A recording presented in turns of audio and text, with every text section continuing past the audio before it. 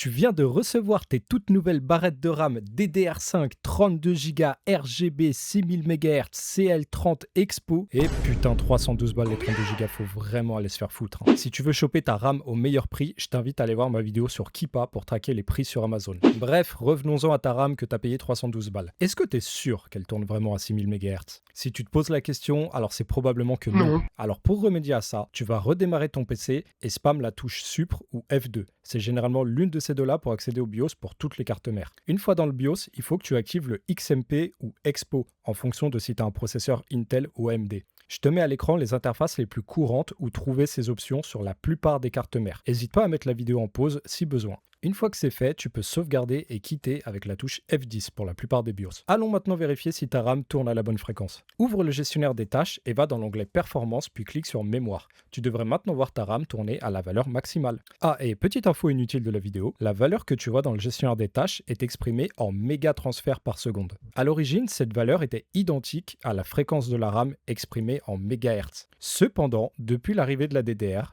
le débit de données est doublé pour une même fréquence. 6000 mégatransferts par seconde correspondent en réalité à 3000 MHz, mais les constructeurs ont choisi de continuer d'exprimer la fréquence comme s'il s'agissait du débit de données en MHz afin de ne pas créer de confusion chez le grand public. Ainsi, tes 32 Go de RAM que tu as payé 312 balles tournent en réalité à 3000 MHz, mais ils ont bien un débit de 6000 mégatransferts par seconde.